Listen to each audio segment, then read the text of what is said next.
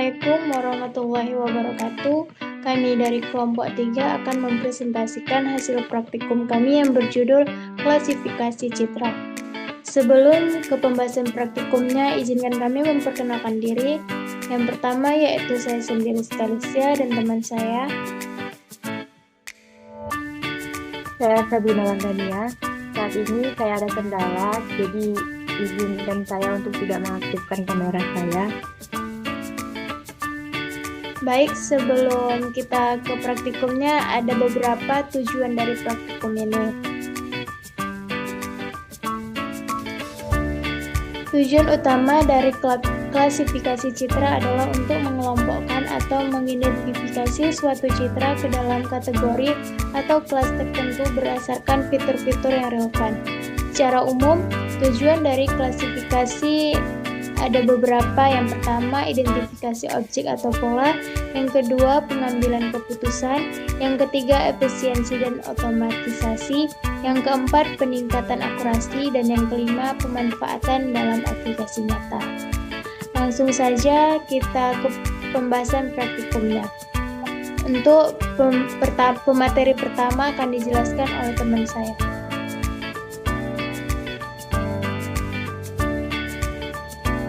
Baik, langsung saja.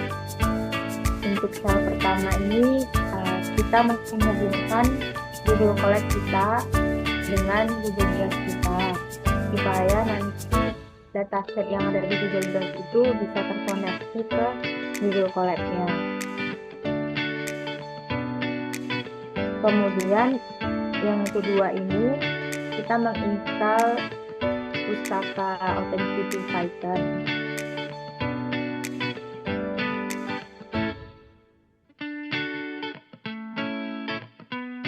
Kemudian sel selanjutnya ini kita mengimportkan situ 2, yaitu mengimportkan Pustaka OpenCV untuk membaca dan memproses gambar.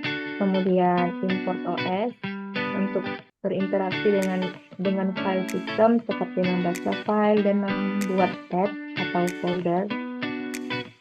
Kemudian kita importkan nanti SMP untuk operasi matematika dan manipulasi array. Kemudian from image fitur import local binary pattern. Ini tuh untuk mengimport fungsi LBP-nya atau local binary pattern dari image untuk mengekstraksi fitur tekstur dari gambar. Kemudian ini parameter untuk LBP-nya dengan jari-jari lingkarannya itu 2, kemudian variabel n underscore point sama dengan 8 kali radius ini adalah jumlah titik di sekitar piksel pusat yang dihitung berdasarkan jari-jari. Kemudian ada metode uniform. Di sini metode untuk menghasilkan pola LBP yang menghasilkan pola dengan. Selanjutnya ini untuk direktori dataset kita. Kemudian di variabel klasis ini menampung kelas-kelas jenis kucing yang kita miliki. Kemudian variabel data dan label ini untuk menyimpan atau menampung data dan labelnya nanti. Kemudian ini untuk membaca data dari setiap kelas.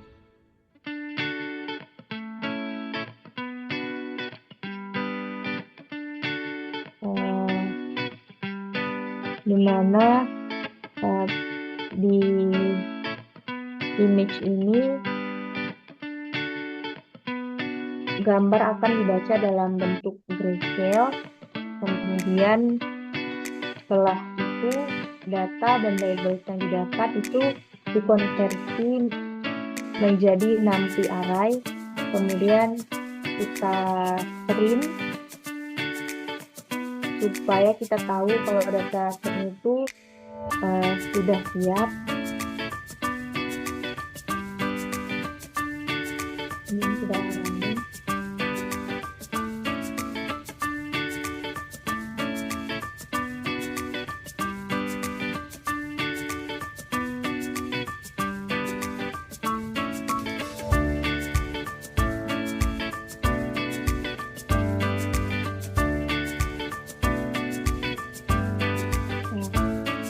Selanjutnya kita membagi dataset.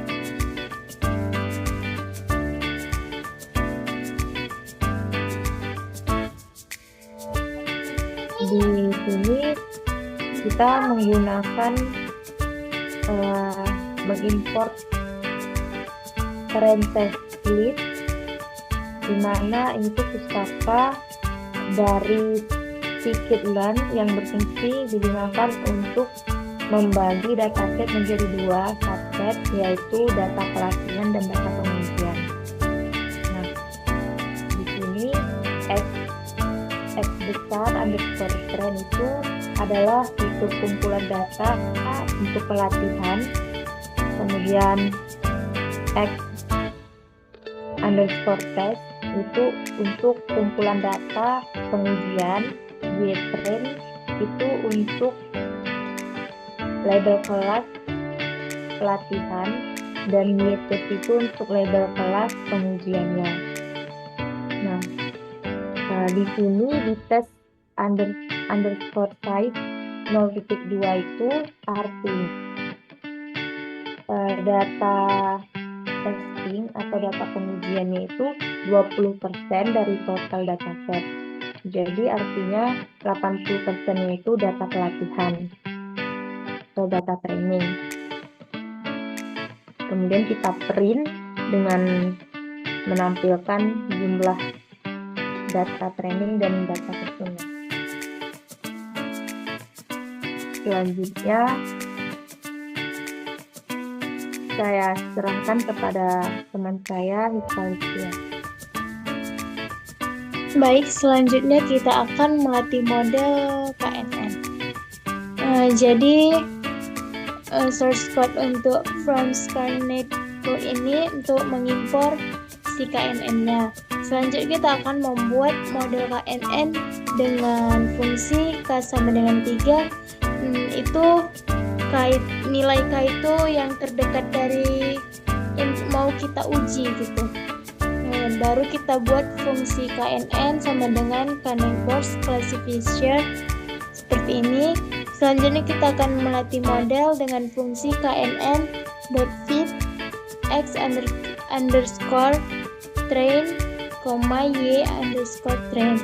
Lalu kita print untuk menghasilkan model KNN yang berhasil kita latih. Kita run.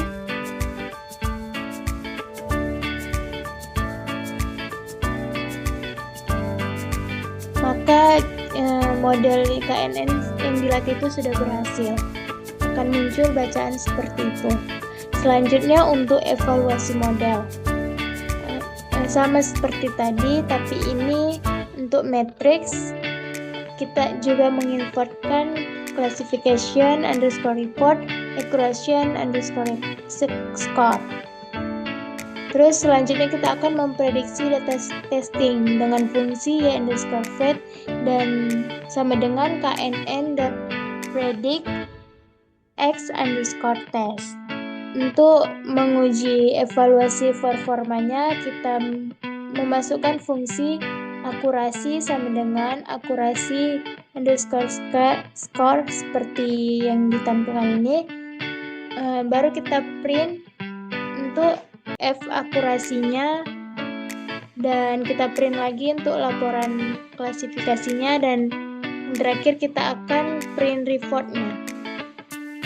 Akan kita run, dan setelah kita run akan muncul output seperti ini dengan akurasi 0,61. Laporan klasifikasinya seperti ini. Ada prediction, precision, recall, F1 score, dan support. Dengan 5 jenis kucing tadi. Yang pertama itu ada beagle, Persia mix Maine Coon, Persia mix Calico, dan Muskin dan Persia. Selanjutnya kita akan klasifikasi gambar baru. Untuk membaca gambar baru, kita membuat fungsi seperti ini dan menginputkan fact-nya tadi, yang salah satu gambar dari yang banyak tadi, yang 500 data tadi. Untuk sebagai contoh, kita akan memasukkan satu gambar saja seperti ini, garis miring konten, dan selanjutnya tuh. Baru kita masukkan fungsi-fungsi berikutnya untuk ekstraksi fitur LBP. Seperti ini fungsi-fungsinya, dan untuk prediksi kelas kita memasukkan fungsi pred sama dengan knn.predict buka kurung his, dan kita akan memprint f kelas prediksinya. Selanjutnya akan kita run.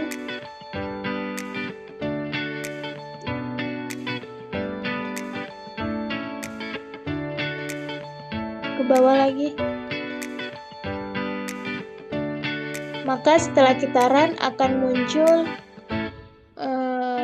bacaan kelas prediksi sama dengan processing Muskin, karena kita tadi menginputkan gambar dari si Muskin tadi, jenis kucing Muskin.